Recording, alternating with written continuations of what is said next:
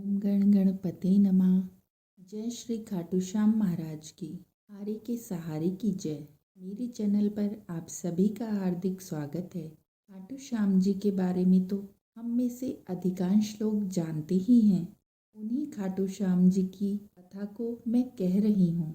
उनकी कथा आरंभ करने से पहले आप सभी से अनुरोध है, जो भी मेरे चैनल पर नए आए हैं वो मेरे चैनल को लाइक, शेयर और सब्सक्राइब कर लें और बेल आइकन को दबाकर उसे ऑल पर सेट कर लें। तो अब हम बात करते हैं खाटू श्याम जी की कथा क्या है। बाबा खाटू श्याम का संबंध महाभारत काल से माना जाता है। यह पांडुपुत्र भीम के पौत्र थे। ऐसी कथा है कि खाटू श्याम जी की अपार शक्ति और क्षमता से प्रभावित होकर श्री कृष्ण जी ने इन्हें कलयुग में अपने नाम से पूजे जाने का वरदान दिया था। खाटू श्याम जी की कथा को अगर हम संक्षेप में जानें तो लाक्षागृह की घटना में प्राण बचाकर जब वन वन पांडव भटक रहे थे, तब उनकी मुलाकात हिडिंबा नाम की एक राक्षसी से होती है। हिडिंबा भीम पर मोहित हो जाती हैं। वह भीम को अपने पति के रूप में प्राप्त करना चाहती थी। तब माता कुंती की आज्ञा से भीम और हिडिंबा का विवाह होता है और उनके घटोत्कच नाम से एक पुत्र का जन्म होता है।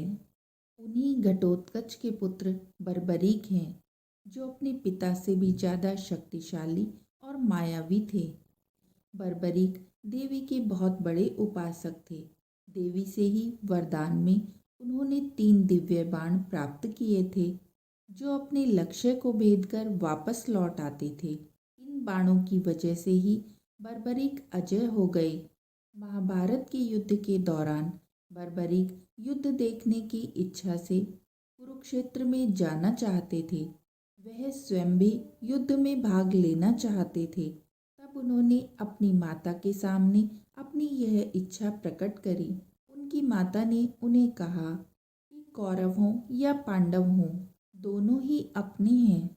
इसीलिए पुत्र, जो भी तुम्हें युद्ध में परास्त होता हुआ दिखाई दे, तुम उसी की तरफ से युद्ध करना। तब बर्बरीक अपनी माता को यह वचन देकर वहाँ से चले जाते हैं। श्री कृष्ण भगवान यह जानते थे कि अगर बर्बरीक युद्ध में भाग लेंगे तो परिणाम पांडवों के विरुद्ध होगा। बर्बरीक को रोकने के लिए श्री कृष्ण जी एक गरीब ब्राह्मण का रूप बनाकर बर्बरीक के सामने आते हैं। अनजान बनते हुए श्री कृष्ण जी ने बर्बरीक से पूछा कि तुम कौन हो और कुरुक्षेत्र में क्यों जा रहे हो। तब बर्बरीक उन्हें बताते हैं कि वह एक दानी योद्धा हैं और पांडुपुत्र भीम के पौत्र हैं और वह भी इस युद्ध में भाग लेने जा रहे हैं।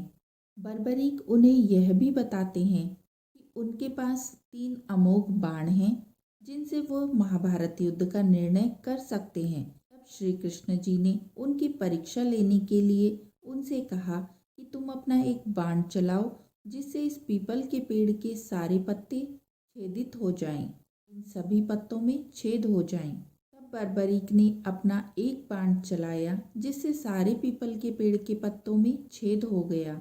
एक पत्ता श्री कृष्ण जी ने अपने पैर के नीचे दबा लिया था। तब बाण श्री कृष्ण जी के पैर के ऊपर आकर ठहर गया।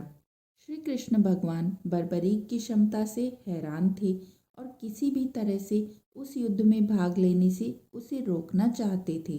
बर्बरीक ने श्री कृष्ण जी से कहा कि आप अपना पैर हटा लीजिए, नहीं तो यह बाण आपके पैर को छेदित कर देगा।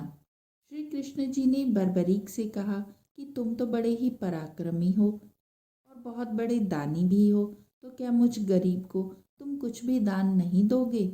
बर्बरीक ने जब उस ब्राह्मण से दान मांगने के लिए कहा तो श्री कृष्ण जी ने बर्बरीक से उसका शीश मांग लिया। बर्बरीक यह बात समझ गए कि यह कोई साधारण ब्राह्मण नहीं है। तब उसने श्री कृष्ण जी से कहा कि आप अपना वास्तविक परिचय दीजिए। श्री कृष्ण जी ने अपना वास्तविक परिचय दिया तो बर्बरीक ने खुशी खुशी अपने शीश का दान देना स्वीकार कर लिया। उन्होंने रात भर भजन पूजन कर फाल्गुन शुक्ल द्वादशी को स्नान पूजा करके अपने हाथ से अपना शीश श्री कृष्ण जी को दान कर दिया। शीश के दान से पहले बर्बरीक ने श्री कृष्ण जी से युद्ध देखने की इच्छा प्रकट की थी। इसीलिए श्री कृष्ण जी ने बर्बरीक के कटे हुए शीश को युद्ध का अवलोकन करने के लिए एक ऊंचे स्थान पर स्थापित कर दिया।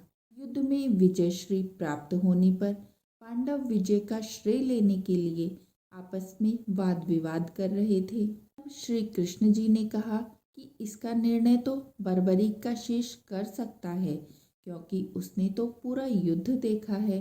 सभी लोग एकत्रित होकर बर्बरीक के पास आते हैं और उससे पूछते हैं कि बताओ इस युद्ध में सबसे बड़ा योद्धा कौन है।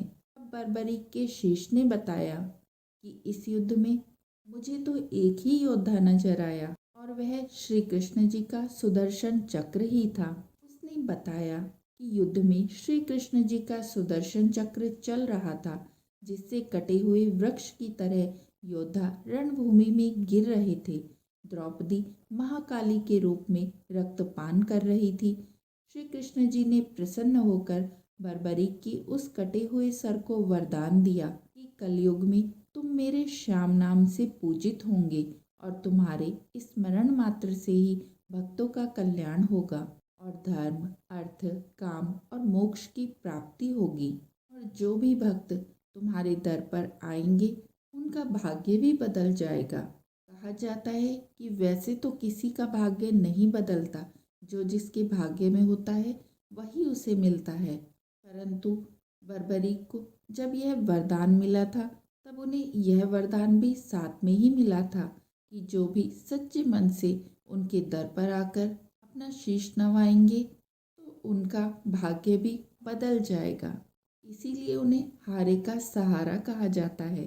स्वप्न दर्शनोपरांत बाबा श्याम खाटू धाम में स्थित श्याम कुंड से प्रकट हुए थे। श्री कृष्ण जी विराट शालिग्राम रूप में खाटू श्याम जी के मंदिर में स्थित होकर भक्तों की मनोकामनाएं पूर्ण कर रहे हैं। हर साल खाटू श्याम में मेला लगता है।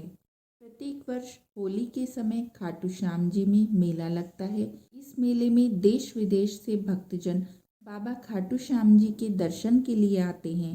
इस मंदिर में भक्तों की गहरी आस्था है।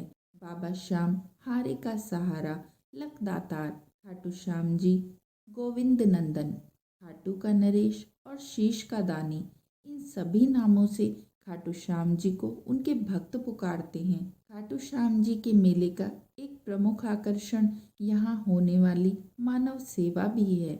बड़े बड़े घरानों से लोग आम आदमी की तरह यहाँ पर श्रद्धालुओं की सेवा करते हैं और ऐसा करके वह अपने लिए पुण्य अर्जित करते हैं।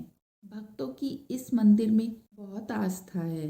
उनकी यही आस्था है कि वह अपने सुखों का श्रेय उन्हीं को देते हैं और भक्त बताते हैं कि बाबा खाटू श्याम जी सभी की मुरादें पूरी करते हैं।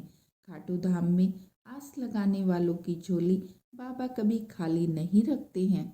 श्री कृष्ण जी के वरदान की वजह से ही खाटू श्याम जी हारे के सहारे के रूप में प्रसिद्ध हैं। ऐसा माना जाता है कि इनकी पैदल निशान यात्रा करके श्याम बाबा को निशान चढ़ाने से बाबा शीघ्र प्रसन्न होते हैं और भक्तों की मनोकामनाओं को पूर्ण करते हैं।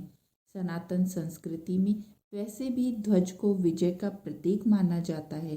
श्री श्याम बाबा के महाबलिदान और शीश के दान के लिए उन्हें निशान चढ़ाया जाता है। तो यह तो थी श्याम बाबा की एक संक्षिप्त कथा।